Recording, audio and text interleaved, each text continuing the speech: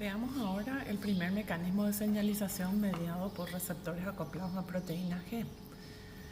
Las proteínas G forman parte de dos familias de proteínas bastante amplias que cumplen la función de transductoras de señal.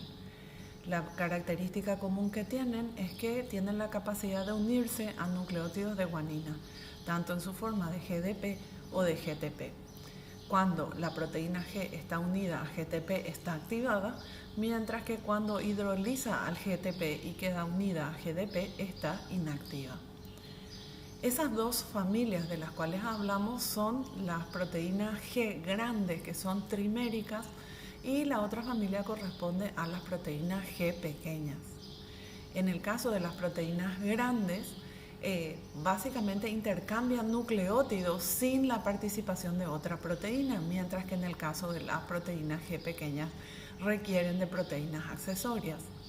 Como bien lo decimos, las proteínas grandes tienen 3 subunidades que reciben el nombre de alfa, beta y gamma. La subunidad alfa está modificada posttraduccionalmente mediante el agregado de ácidos grasos de 14 y 16 carbono, es decir, está miristoilada y palmitoilada. Esos ácidos grasos le dan la capacidad de estar anclada a la membrana.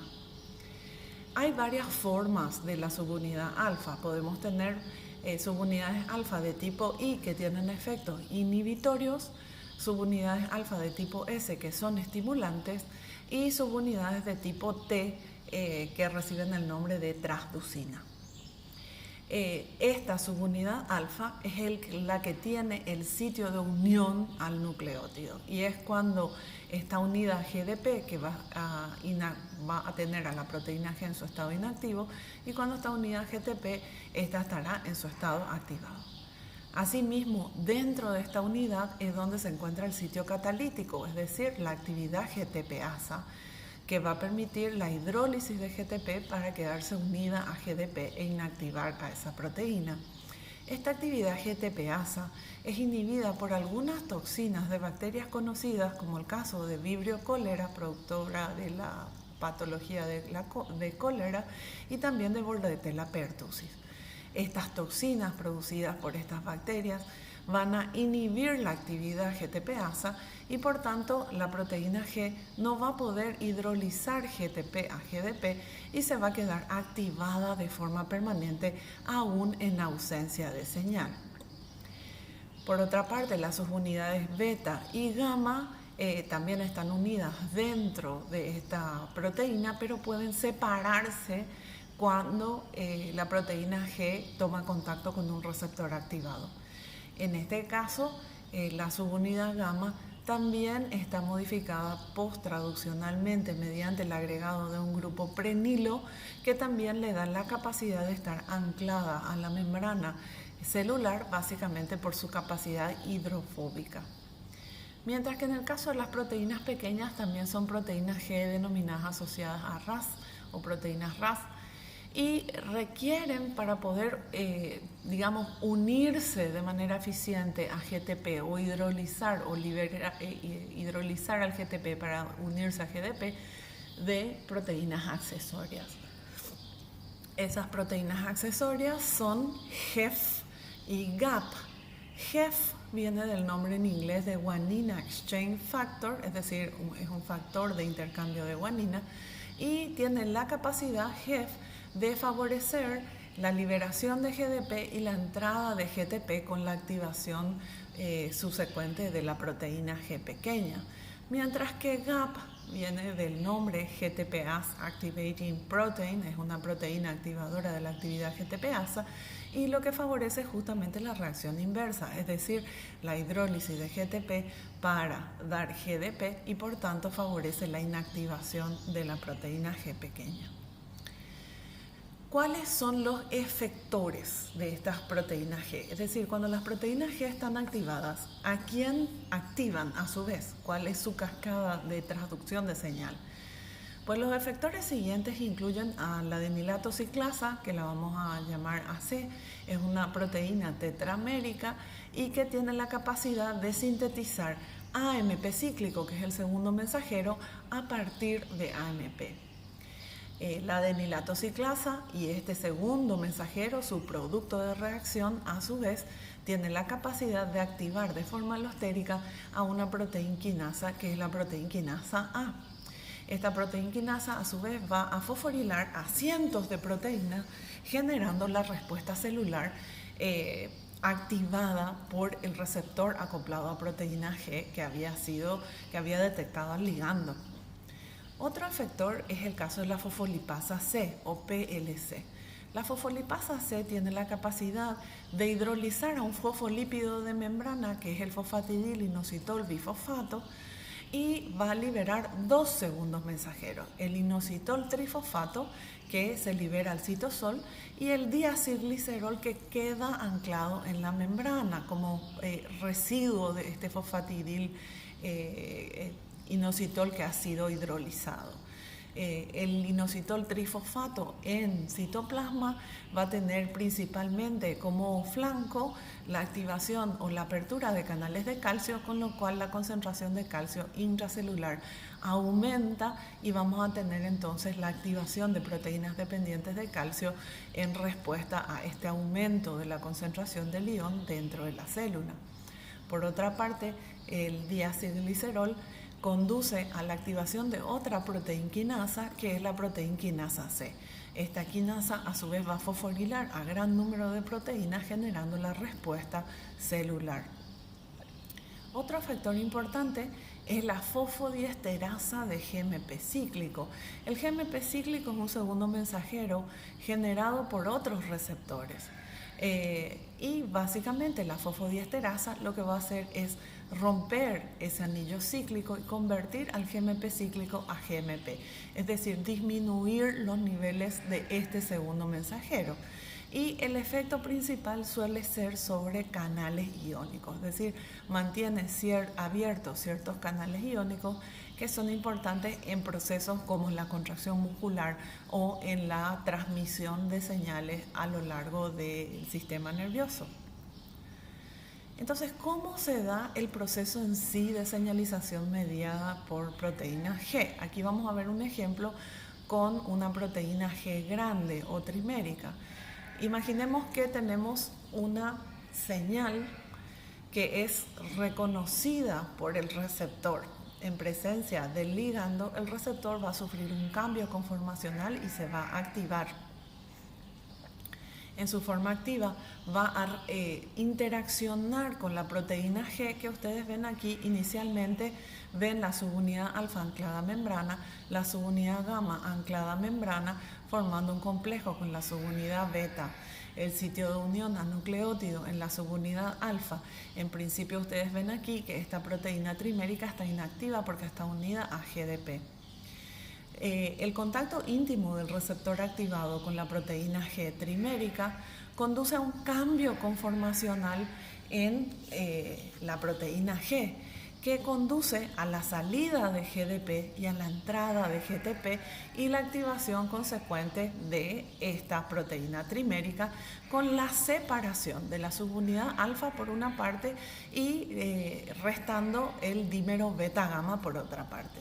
En este caso es la subunidad alfa que ha sufrido el cambio conformacional la que interactúa con el efector, que en este caso puede ser la adenilato ciclasa, la fosfolipasa C, la fosfodiesterasa de GMP cíclico, como habíamos citado anteriormente. Una vez que la señal ha desaparecido, fíjense que aquí tenemos cómo hemos encendido la señal, pero es muy importante también saber apagar la señal cuando es apropiado. Entonces, una vez que el ligando desaparece, el receptor vuelve a su forma inactiva. Eso conduce a que la proteína, la subunidad alfa, hidrolice GTP y vuelva a su forma inactiva, y el trímero de la proteína G se reconstituya, con lo cual cesamos la activación del efector y con eso cesa la señalización mediada por el receptor. ¿Cuáles son las enzimas que pueden ser fosforiladas por la proteína quinasa A, que es activada por AMP cíclico, que es el segundo mensajero, uno de los segundos mensajeros generados por esta vía de señalización? ¿Y cuáles son los procesos que son controlados por esta vía de señalización? Fíjense, por ejemplo, podemos tener a la glucógeno-sintasa, que está involucrada en la síntesis del glucógeno, a la fosforilasa de glucógeno, que tiene que ver con la degradación del glucógeno, a la piruvato quinasa, que está asociada con el proceso de glicólisis, a la piruvato deshidrogenasa, asociada con la conversión de piruvato a acetilcoenzima A, la lipasa sensible a hormona, relacionada con el metabolismo de ácido de triacilgliceroles y su oxidación, la degradación de los triglicéridos y la oxidación de ácidos grasos, etcétera. Entonces ustedes pueden ver que incluso está asociada al control de la condensación del DNA a través de la fosforilación de histonas. Por tanto, ustedes pueden ver que esta vía de señalización tiene enorme influencia en el control del metabolismo, pero también en muchos otros procesos como la síntesis de neurotransmisores, el metabolismo del DNA como su condensación, el control de las concentraciones de calcio intracelulares e incluso la desfosforilación de proteínas.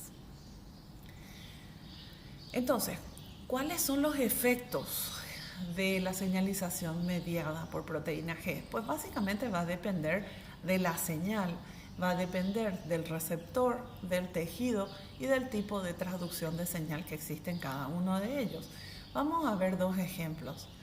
Cuando cuando la señal es de estrés, cuando tenemos un susto y necesitamos correr de un peligro, la hormona que liberamos es adrenalina o epinefrina.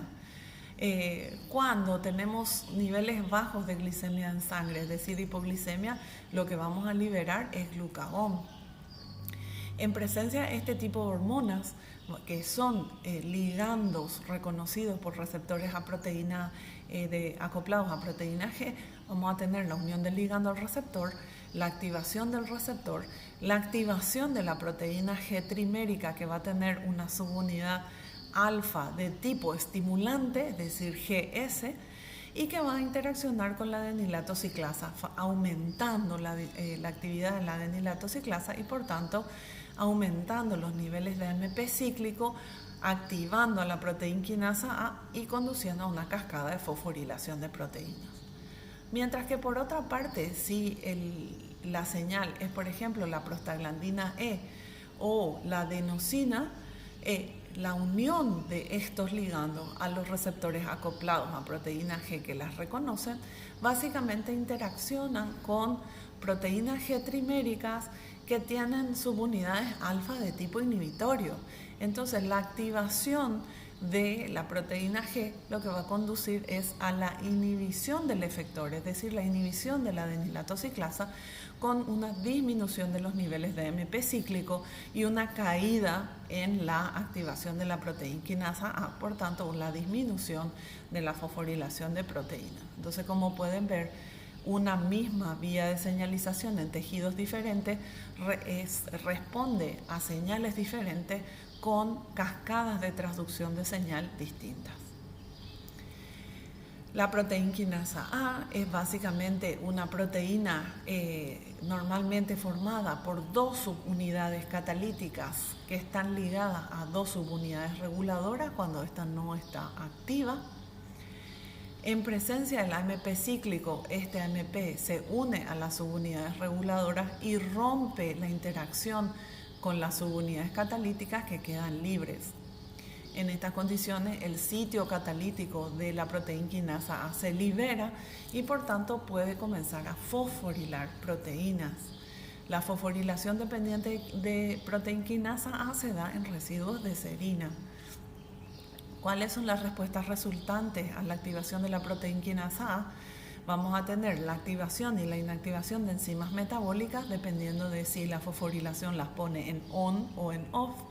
También controla la apertura y el cierre de canales iónicos y a su vez también es capaz de activar a un factor transcripcional denominado CREF, que es capaz de entrar al núcleo y alterar la expresión de los genes. Entonces ustedes pueden ver que las respuestas celulares generadas por la activación de la proteína quinasa A son bastante variadas. Vamos a ver un ejemplo en el caso metabólico.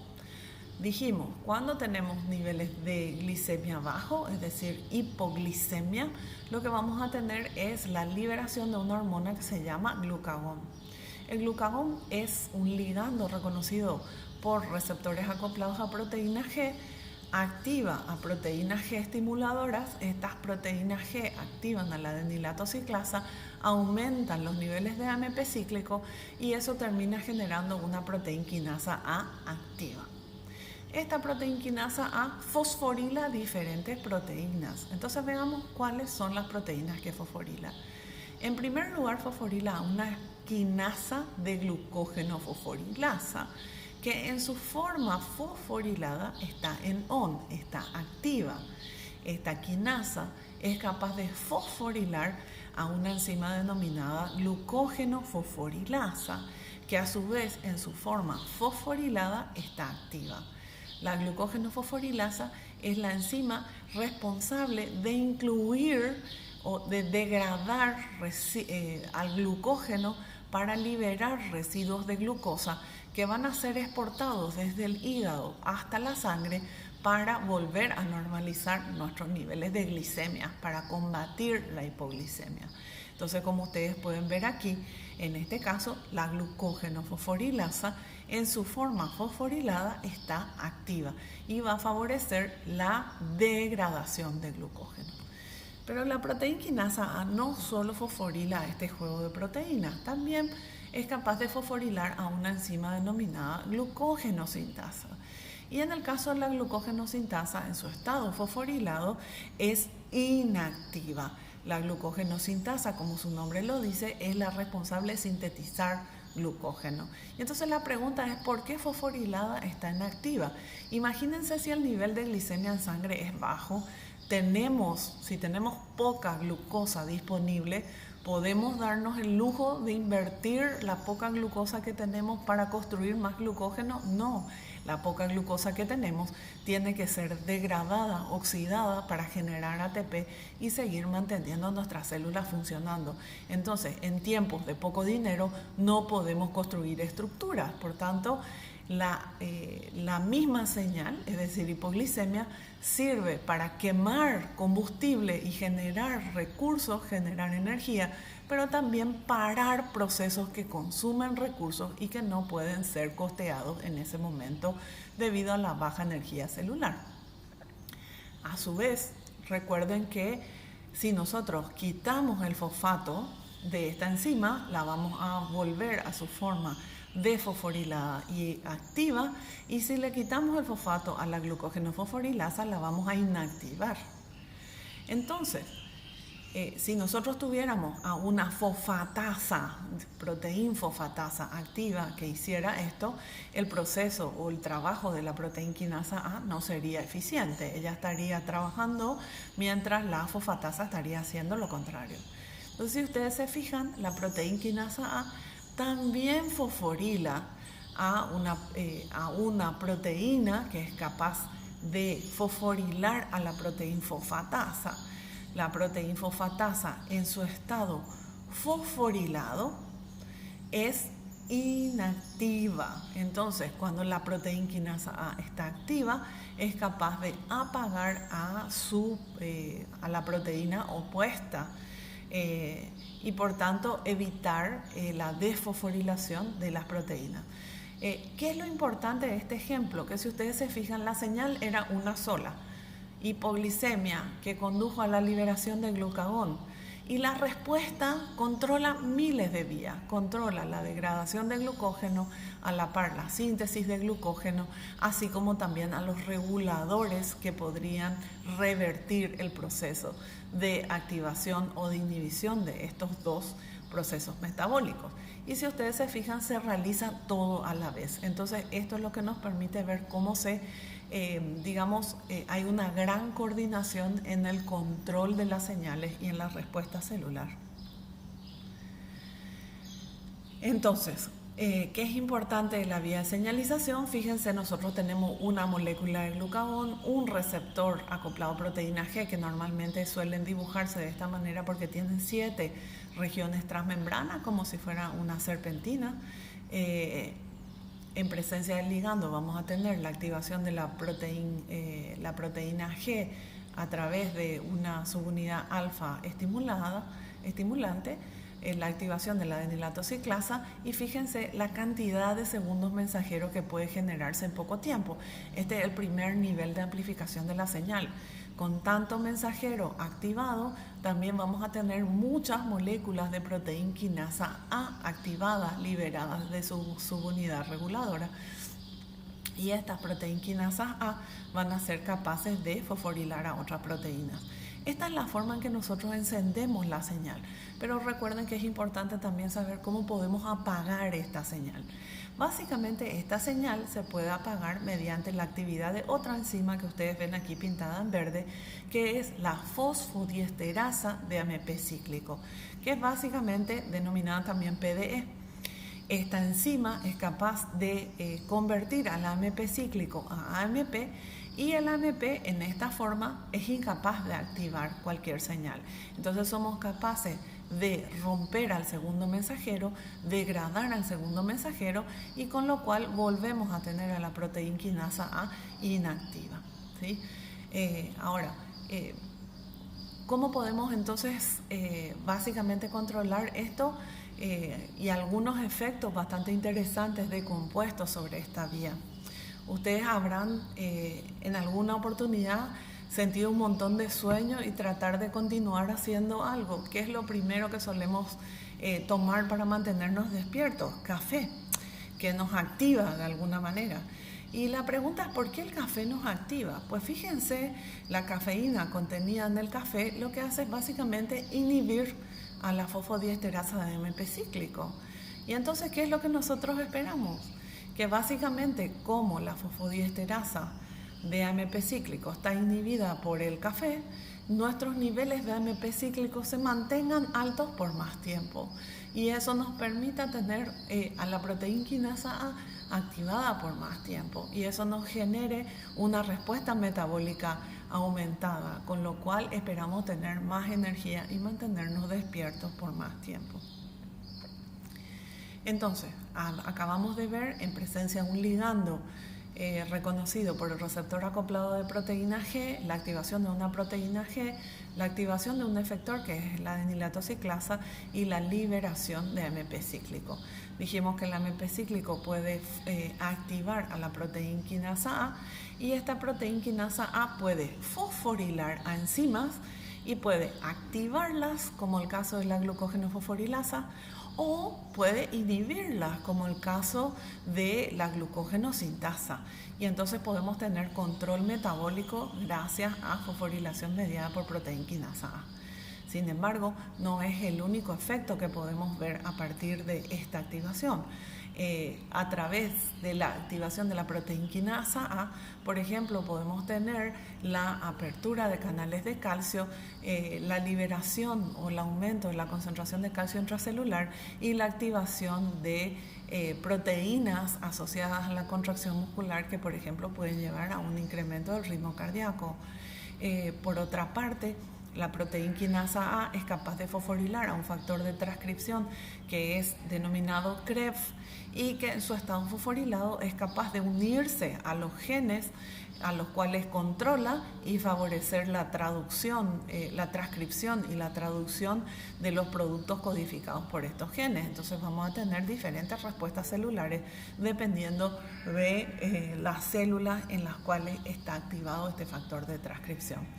Por otra parte, el AMP cíclico también puede conducir en algunos receptores que son canales iónicos a la apertura de esos canales y permitir la entrada de sodio, con lo cual tenemos el efecto de despolarización tan típico en la conducción del impulso, por ejemplo, en la contracción muscular. Sin embargo, si tenemos ligandos que se unen a receptores acoplados a proteína G que interactúan con aquellas que tienen subunidad alfa de tipo inhibidora, lo que vamos a ver es que cuando esta proteína está activada, vamos a inhibir a la adenilato ciclasa, vamos a disminuir los niveles de AMP cíclico y en estos casos, por ejemplo, podemos tener aperturas de canales de potasio, con lo cual tenemos la salida de cargas positivas desde la neurona y en vez de despolarizar a la neurona, lo que hacemos es bloquear la despolarización y favorecer la repolarización. Entonces recuerden, esto último que acabamos de ver es, por ejemplo, lo que pasa con la acetilcolina, que es un neurotransmisor súper importante que induce la contracción muscular, que es reconocido por un receptor acoplado a proteína G. Los receptores que reconocen acetilcolina se llaman receptores colinérgicos y los que interactúan con canales de iones reciben el nombre de receptores nicotínicos, es decir, son receptores ionotrópicos porque interaccionan con canales iónicos. Entonces, si ustedes se fijan aquí, lo que vamos a ver es la unión de acetilcolina, la activación de la proteína G trimérica y en este caso lo curioso es que no es la subunidad alfa la que interacciona con el efector, sino es el dímero beta gamma el que activa o abre al canal de potasio, permitiendo la salida de cargas positivas desde el interior de la neurona hacia el exterior. Aquí de vuelta volvemos a decir, es súper importante cómo encender la señal y cómo abrir el canal, pero es sumamente importante también cómo liberar o parar esta señal. En el caso de la acetilcolina existe una enzima que se denomina acetilcolinesterasa, que es responsable de degradar al ligando cuando esta señal ya no es necesaria. Y para que ustedes tengan una idea de lo importante que es la actividad de la acetilcolinesterasa, la acetilcolinesterasa es una enzima que es inhibida por pesticidas, por ejemplo, como los organofosforados o los carbamatos. Entonces, si una persona se intoxica con pesticidas de este tipo, de esta clase, lo que vamos a tener es una caída en los niveles de acetilcolinesterasa y por tanto el ligando va a estar activo mucho tiempo, el receptor se va a activar de manera muy prolongada y vamos a tener la apertura de estos canales de manera prolongada sin que hubiese señal.